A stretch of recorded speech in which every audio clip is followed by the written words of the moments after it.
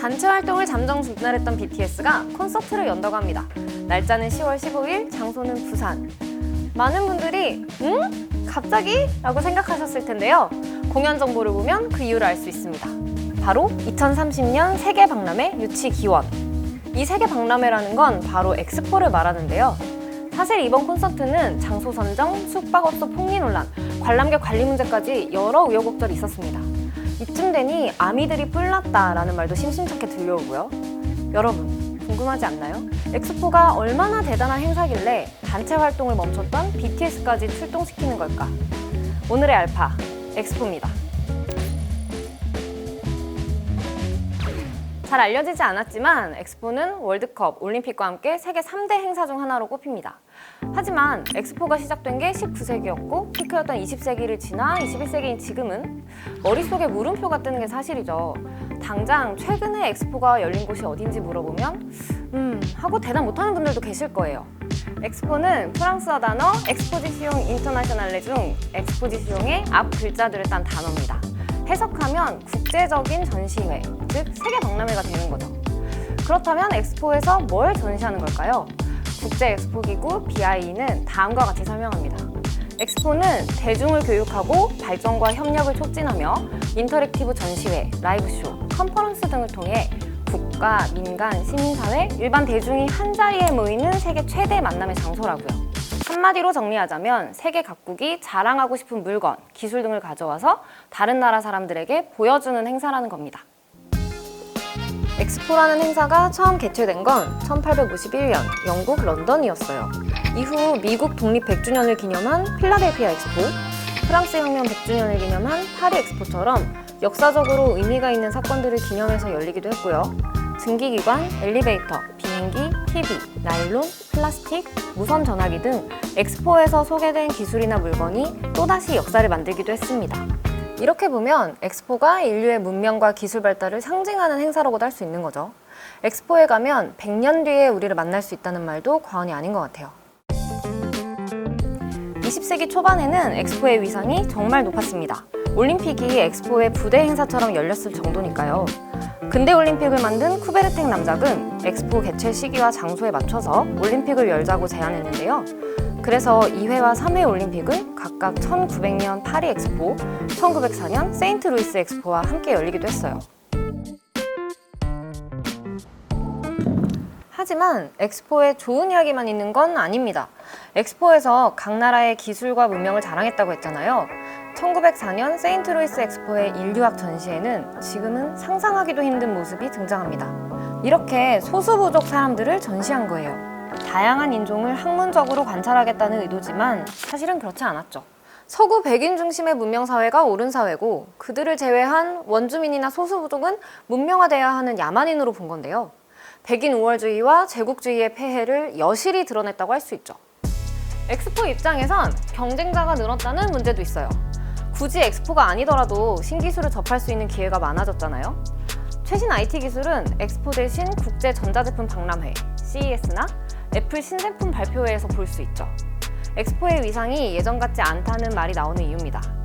그래서 이번 BTS의 콘서트가 더 논란이 된 면도 있어요. 엑스포가 이렇게 대통령과 기업 총수, K-팝 아이돌까지 나서서 유치해야 하는 행사인 걸까 싶은 거죠.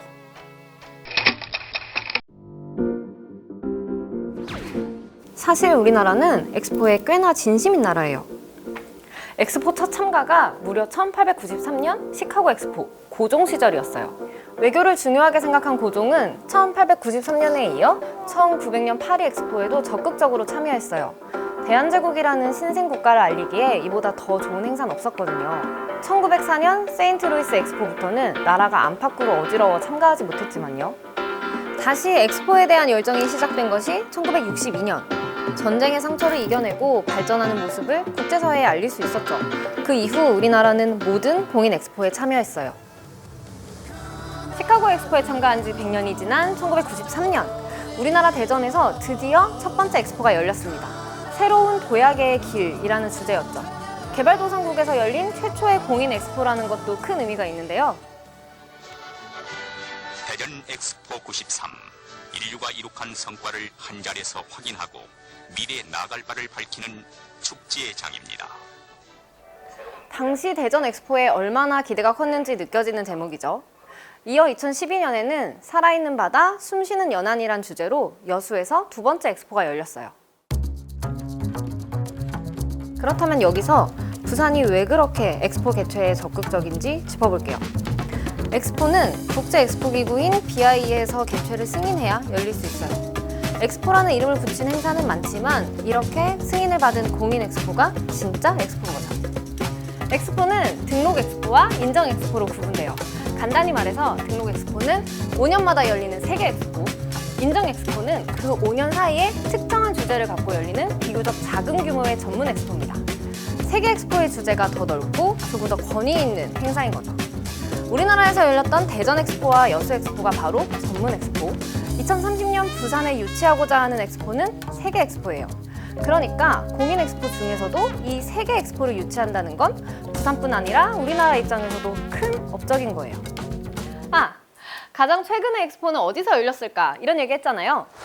2020 두바이 엑스포가 작년 10월부터 올해 3월까지 아랍에미리트의 두바이에서 열렸어요. 코로나19 때문에 일정이 연기됐지만 총 192개국에서 참여하고 2,400만 명이 방문하는 등 성황리에 진행됐어요.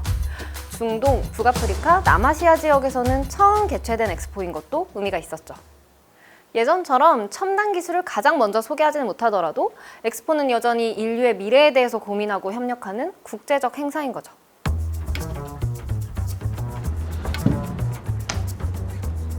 역대 다른 나라에서 열린 엑스포에 꾸준히 참가했고 또 전문 엑스포를 2번이나 개최했던 한국.